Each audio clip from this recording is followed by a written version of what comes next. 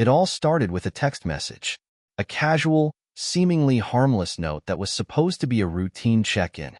But as soon as I hit send, I knew something was different about that night. A certain energy hung in the air, thick and heavy, like the tension before a summer storm. I had no idea how drastically my life was about to change. I was sitting on the couch, alone in our cozy apartment. My stepmother, Sarah, had called earlier to tell me she'd be working late again. It was her big celebration at the firm, something about finishing a major case, and she had warned me not to wait up. "Go to bed early, Jack. I might not be home until way past midnight," she'd said, her voice a mix of exhaustion and excitement. But I did not go to bed. Not right away, at least. Instead, I grabbed my laptop and clicked through the usual channels, mindlessly scrolling through shows and random videos. It had been weeks since I felt any real excitement in my life. No girlfriends, no parties, just the usual routine of school and chores. And let's be honest, being 18 and home alone had its perks.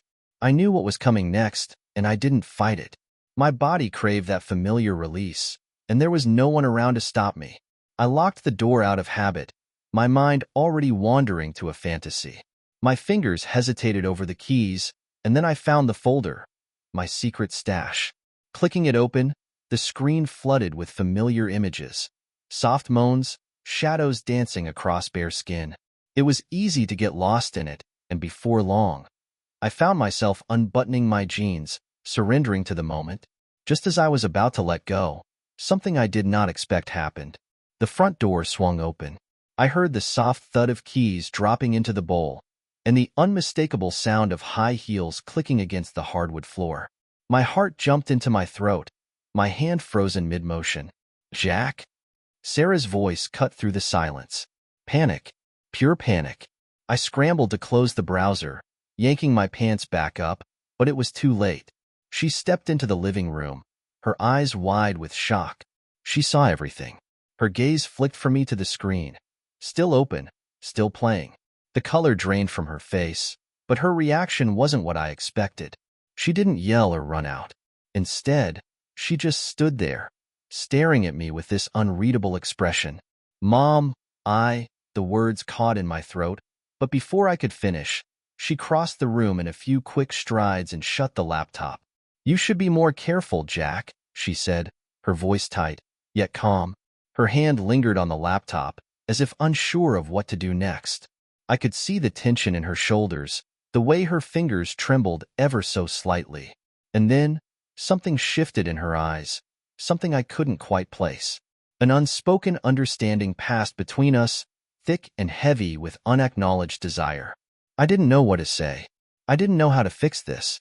Sarah took a deep breath and turned toward the kitchen, her heels clicking against the floor. For a brief moment, I thought she was just going to leave it at that, but then she stopped at the door and glanced back over her shoulder. "Come here." Her voice was soft, but it held an edge of something else, something I had never heard from her before. It was not quite anger, but there was a tension there, a crack in the usual maternal tone. I stood there, frozen, my body still tingling with the remnants of arousal and embarrassment. "Jack," she said again, and this time, it was an order. I hesitated for just a second longer before my feet moved, carrying me across the room toward her.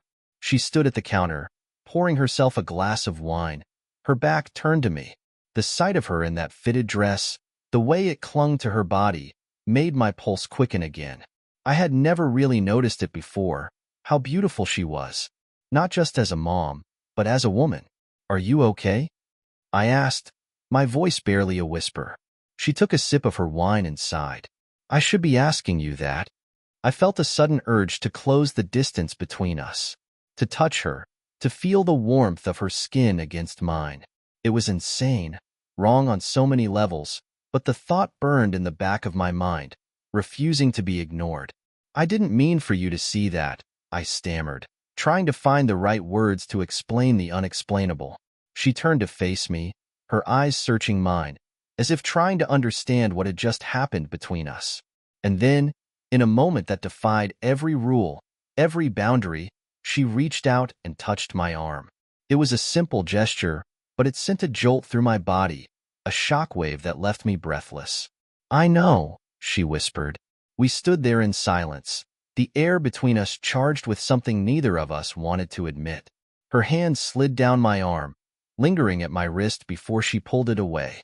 I could still feel the ghost of her touch, the heat of her skin.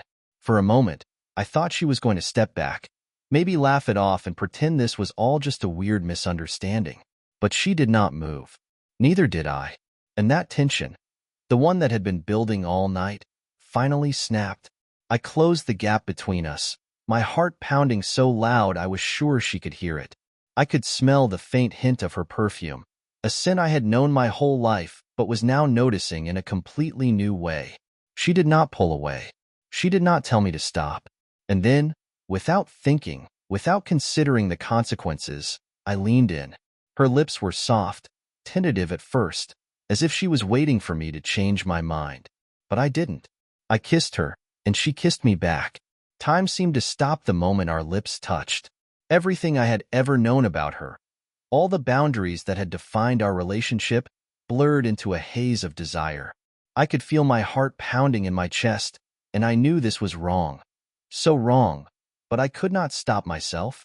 She did not pull away either. Her lips parted slightly, just enough to deepen the kiss. I could taste the wine on her breath, sweet and intoxicating. My hands, trembling at first, found their way to her waist. She was warm beneath the soft fabric of her dress, and I let my fingers trace the curve of her hips. It was a sensation I had never experienced with anyone before, and yet it felt dangerously familiar, like this was what I had been missing without even realizing it. When she pulled back, just a few inches, her eyes met mine, and I saw something there I had never expected: hunger.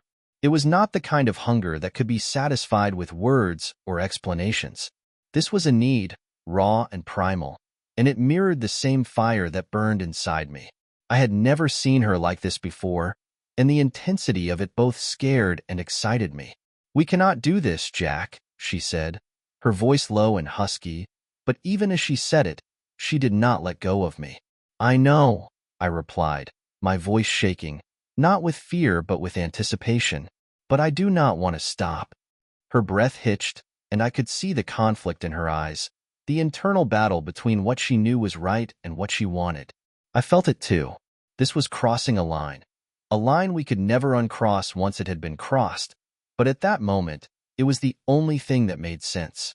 The weight of all the years, the built-up tension, the unspoken attraction, it all crashed down on us, and there was no stopping it now. Before either of us could say another word, I closed the gap again, kissing her harder this time. The taste of her lips fueled the fire inside me, and I felt her melt against me. Her hands, once tentative, now gripped the back of my neck, pulling me closer. I could feel her body pressing against mine, every inch of her soft and warm. We stumbled backward, her hips bumping into the kitchen counter as I pressed myself against her. My hands roamed her body now, more confident, feeling every curve and contour. I slid my hand up her back, pulling her even closer as our mouths moved in sync, a feverish rhythm that neither of us could control. "Jack." She whispered my name between breaths, her voice trembling with a mix of fear and desire. Her hands gripped the edge of the counter behind her as if she was holding on for dear life. This is insane." "I know," I said again, barely able to speak as my lips found her neck, planting soft kisses along her skin. "But I cannot stop." And she did not stop me. Her breath quickened as I kissed her neck, and I could feel her pulse racing under my lips. My hands moved down, finding the hem of her dress and lifting it ever so slightly, my fingers brushing against the smooth skin of her thighs. She gasped, her body arching toward me as if silently begging for more. "We should not," she whispered, but her body said otherwise. Her hips pressed against mine, and I could feel the heat radiating from her, drawing me in like a magnet. But just as I was about to lose myself completely, she pushed me away, not harshly, but enough to break the spell for a moment. She looked up at me, her face flushed, her eyes wide and conflicted. "Jack, we have to stop," she said, but there was no conviction in her voice, only desperation. I nodded, trying to catch my breath. "You're right," I managed to say, even though every part of me screamed for the opposite. I took a step back, giving her space, though my body ached for her touch. She ran a hand through her hair, looking down at the floor, avoiding my gaze. I do not know what just happened, she muttered, more to herself than to me. This is not who we are. But we both knew that was not entirely true. I could still feel the ghost of her touch lingering on my skin, the warmth of her body against mine, the memory of her lips, her scent, her taste. It was seared into my brain now, and no amount of logical thinking could erase it. And from the way she stood there, biting her lip, I could tell she felt the same. She was just as torn as I was. There was a long silence between us, the kind that seemed to stretch on forever, filled with all the things we could not say. Finally, she looked up at me, and I saw the tears welling in her eyes. "This can never happen again," she said, her voice barely above a whisper. I wanted to believe her. I wanted to say, yes, you're right. This was a mistake. But I could not. Not after what had just happened. Not after the way my heart pounded every time I looked at her. I had never wanted anything, or anyone, so badly in my entire life. Instead of speaking, I just nodded, though deep down, I knew that was a lie. We were standing on the edge of something far more dangerous than either of us had realized. And once we crossed that line, there would be no going back. She reached out, touching my arm lightly, as if testing the waters. Her fingers trailed down to my hand, and for a moment, I thought she was going to pull me back into her arms. But then she stepped away, retreating into the safety of distance. "Go to bed, Jack," she said softly, her eyes filled with regret. I nodded again, my mind racing, my body still on fire from the touch of her skin. I wanted to stay. I wanted to take her in my arms and finish what we had started. But I could see the turmoil in her eyes, the fear of what this could mean for us both. Without another word, I turned and walked toward my room, my footsteps heavy with the weight of what had just happened. But as I reached the door, I heard her voice again, soft and trembling. "Jack." I stopped, my hand on the doorframe, my heart pounding in my chest. "Yes?" I asked, barely able to breathe. "Do not leave me alone tonight." Her words hit me like a lightning bolt. I turned slowly, my eyes meeting hers across the room. She stood there, her hand on the counter, her body trembling slightly. "Stay with me," she whispered, her voice breaking. I did not think. I just moved. In seconds, I was back in front of her, my hands on her waist, pulling her close. This time, there was no hesitation, no more doubt. The kiss that followed was different, deeper, more urgent, fueled by all the emotions we had been trying to suppress. It was the kind of kiss that left no room for second thoughts, no space for regrets. Her hands tangled in my hair, pulling me closer as I lifted her onto the counter, my body pressing against hers with a hunger I had never known. There was no stopping now. Her legs wrapped around my waist, pulling me even closer, and I felt the heat between us intensify. Her breath was ragged, her skin flushed as she tugged at my shirt, desperate to feel more of me. And I wanted her, every part of her, more than I had ever wanted anything in my life. We had crossed the line, and there was no going back. The moment her legs wrapped around my waist, pulling me in closer, I knew we had crossed a line that we could never uncross. Sarah's body was pressed against mine, her breath warm against my skin, and I could feel the heat radiating from her. The room felt like it was spinning, my head light from the rush of adrenaline, desire, and the overwhelming realization of what was happening between us. My hands slid under her dress, lifting it higher as she leaned back on the kitchen counter, her body arching toward me. She moaned softly as my fingers brushed against her bare skin, the sound sending a jolt of electricity through me. I wanted her, needed her, and it was clear she felt the same. "Jack," she whispered, her voice trembling, full of both fear and excitement. "This is wrong. So wrong."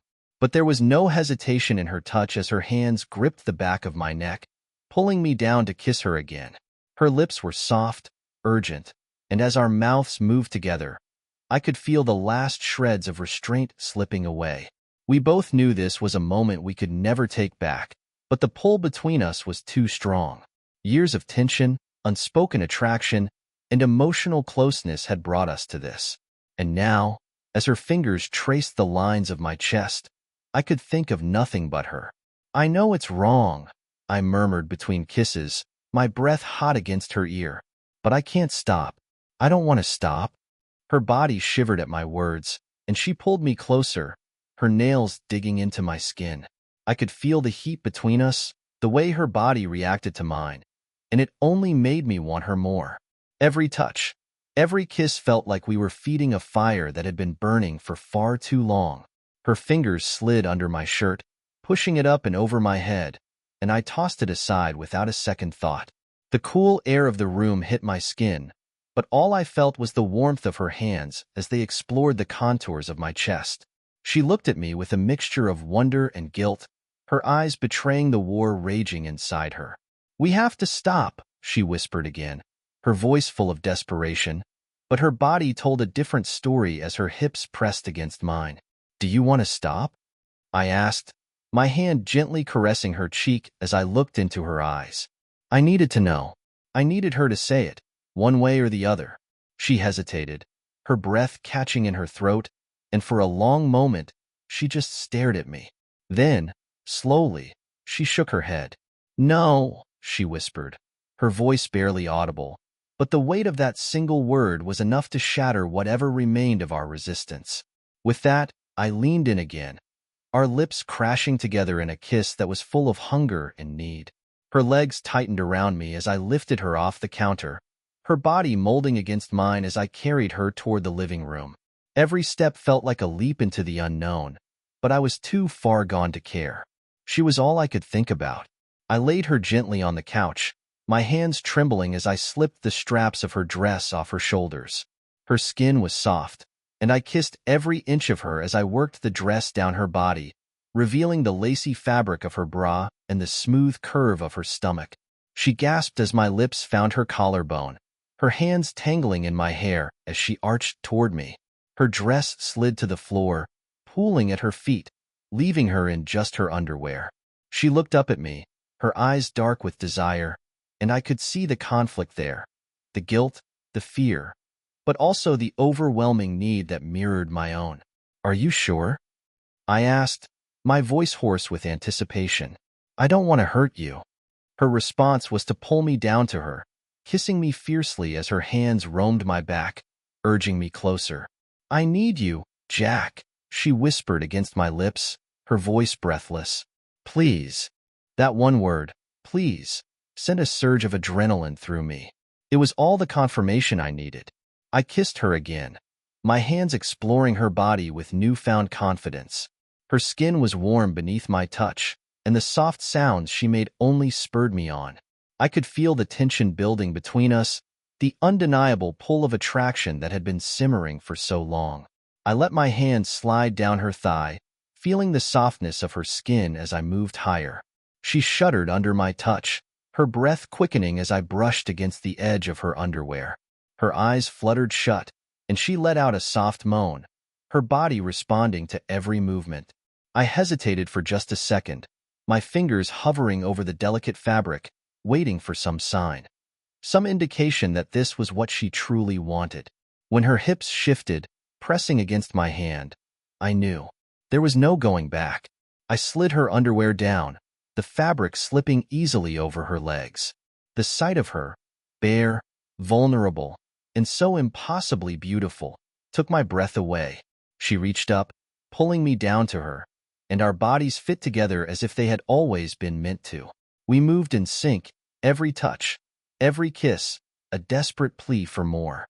The intensity of it all was overwhelming, and I could feel the heat between us, the electricity in the air as we pushed past every boundary that had once held us apart. Her hands roamed my body, pulling me closer, and I kissed her with everything I had, pouring all the years of unspoken feelings into that moment. It was as if we had been waiting for this for so long, and now that it was happening, there was no stopping it. The world outside faded away, leaving only the two of us, tangled together in a mess of limbs, emotions, and desire. Her moans filled the air, soft and breathless, and I could feel the tension building inside me the inevitable climax just within reach. I slowed down, savoring every second, every gasp, every whispered word. Her nails raked across my back, and she whispered my name like it was the only thing keeping her tethered to reality. Jack, oh God, Jack. And then, with one final, desperate movement, the tension snapped. Waves of pleasure crashed over me, and I could feel her body tremble beneath mine as she came undone in my arms. It was raw, intense, and everything I had ever dreamed it would be. We lay there afterward, tangled in each other, the room silent except for the sound of our breathing. The weight of what we had just done settled over us, heavy and unavoidable, but I could not bring myself to regret it. Not for a second. She looked up at me, her face flushed, her eyes glassy with the aftermath of pleasure. There was a sadness there, mixed with something else, something I could not quite place. "We've crossed a line," she whispered, her voice barely audible. I nodded, knowing she was right, but unable to feel the same sense of regret. "I know," I said softly, "but—" She pressed a finger to my lips, silencing me. "No," she whispered. "No buts. We need to figure this out. We can't keep doing this." I felt a pang in my chest, but I nodded. "I'll follow your lead," I said, my voice thick with emotion. "Whatever you want." She smiled sadly, brushing a hand through my hair. "You know it's not that simple." I leaned down, kissing her softly, not wanting to let go of the moment. "I know." We stayed like that for a while, wrapped in each other, the reality of what we had done sinking in. It was forbidden, dangerous, and we both knew the consequences, but in that moment, I did not care. All I cared about was her. As the first light of dawn crept through the window, I held her close, knowing that no matter what came next, this night had changed everything.